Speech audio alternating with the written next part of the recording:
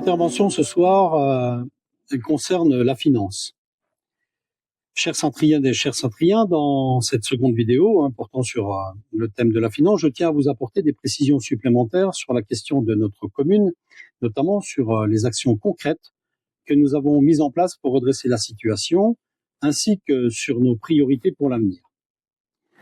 Pour ce faire, nous devons continuer à avancer, à renforcer la transparence et à garantir une gestion rigoureuse, fiable et pérenne. Lors de notre arrivée en 2020, la situation financière de la commune, comme je vous l'avais évoqué, était particulièrement préoccupante. Les déficits accumulés au fil des années ont creusé un fossé profond dans nos finances. Mais il ne s'agissait pas seulement de chiffres. Ces déficits avaient des conséquences directes sur la vie quotidienne de chacun de nous. La dégradation des services publics, le manque d'effectifs, notamment qualifiés, le manque d'investissement dans les infrastructures essentielles, dans des travaux d'urgence et l'absence totale de vision pour l'avenir mettaient gravement en péril le devenir de notre commune. Une fois au pouvoir, il nous a paru indispensable de réaliser un audit complet, non seulement pour comprendre l'ampleur des dégâts financiers, mais aussi pour identifier les erreurs de gestion et les pratiques qui ont conduit à cette situation. Les conclusions de cet audit ont été sans appel. Elles ont permis de mettre en lumière des pratiques financières irresponsables et des décisions prises sans transparence. Pour ne citer qu'un exemple, dans ce que nous avons pu découvrir en arrivant, c'est l'émission de bons de commande totalisant 123 468,60 € 2 jours avant notre investiture en juillet 2020, sans justification ni contrôle, ce qui était pour nous un signal fort du culot et de la dérive qui existait sur le moment. Cette situation n'étant pas acceptable, la première étape de notre action a été de rétablir l'ordre, de remettre de la transparence dans la gestion de nos finances publiques et de mettre en place des processus clairs et rigoureux. Nous avons pris la décision de réorganiser les services financiers de la commune et nous avons mis en place une comptabilité sincère, respectueuse des normes en vigueur et surtout en totale conformité avec la loi. Grâce à la bonne collaboration que nous avons développée en parallèle avec le comptable public, nous avons pu mettre en place un plan visant à redresser les comptes, mais aussi à restaurer la confiance avec les différents acteurs et partenaires. Chacun de nous le sait. La gestion des finances publiques, c'est avant tout une question de respect des citoyens et des engagements pris envers eux.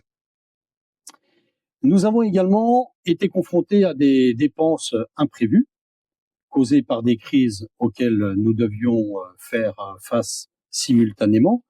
Je pense notamment à la crise sanitaire liée à la Covid-19, mais aussi à l'augmentation des salaires des fonctionnaires, des hausses des prix de l'énergie, des matériaux de construction, ou encore à l'augmentation des coûts liés à l'entretien des bâtiments publics.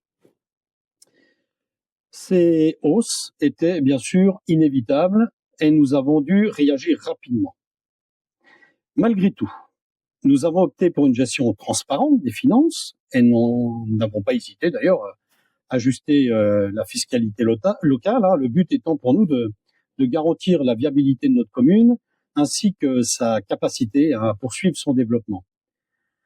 Tout le monde le sait, ô combien cette décision a pu être difficile pour tous, pour nous les élus, comme pour vous les administrés, notamment propriétaires.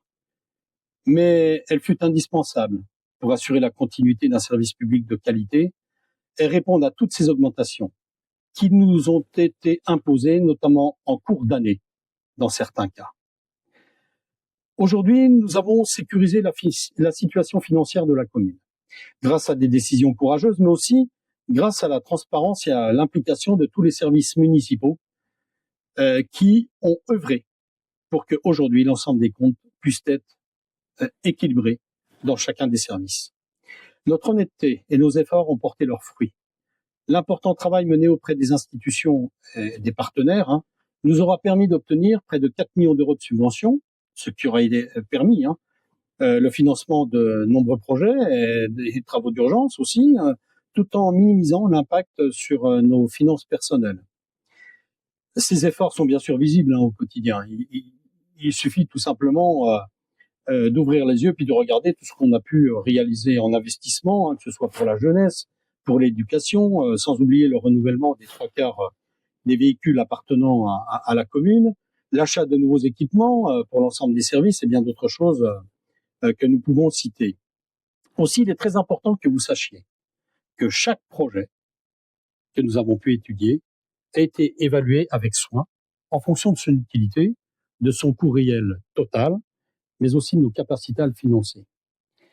Nous avons par ailleurs mis en œuvre des travaux concernant les bâtiments communaux, comme ceux relatifs à la réhabilitation et à l'extension de l'école Coq, la réfection d'une partie des écoles des Renardeaux, du parc, de la Poste, la police municipale, la mise aux normes incendie aussi de la salle Corot, l'extension de notre cimetière et actuellement la réhabilitation et l'extension du centre technique municipal. Nous n'avons pas seulement agi sur les bâtiments, mais nous avons aussi investi dans la voirie, avec la réfection de 13 rues et chemins communaux, qui ont tous fait l'objet de travaux réalisés préalablement au niveau de l'assainissement, et aussi la distribution d'eau potable, indispensable bien sûr pour améliorer notre qualité de vie et notre sécurité.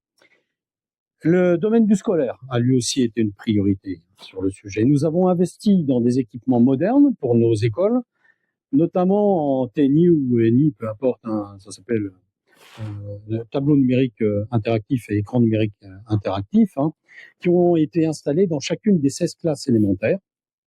Nous avons en outre aménagé des espaces de détente et bien d'autres choses encore, comme la mise en place d'un soutien financier pour les activités extrascolaires destinées à offrir à nos enfants de meilleures opportunités d'épanouissement.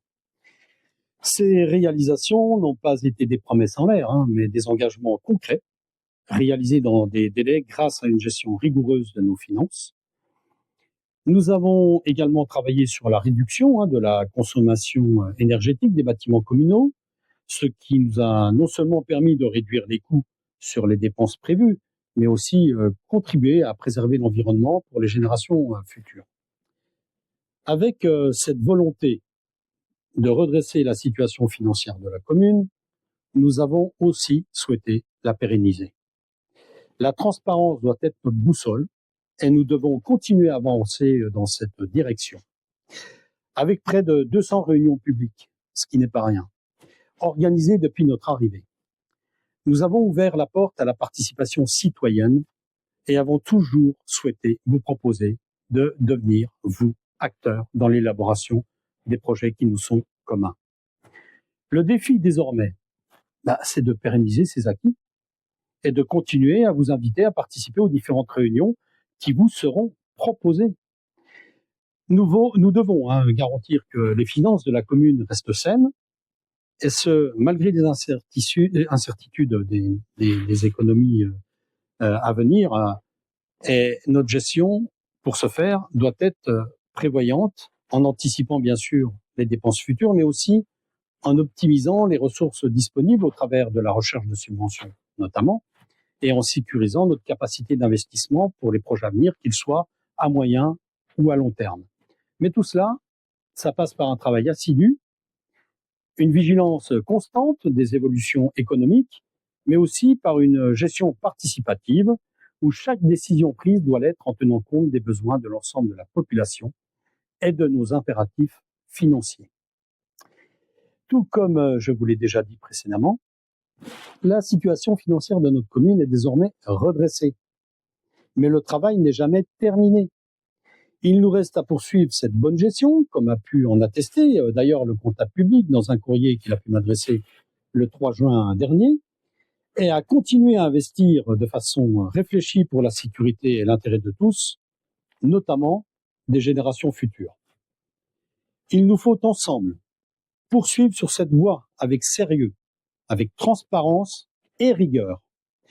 Vous pouvez compter sur notre engagement et sur celui de celles et ceux qui composent notre équipe.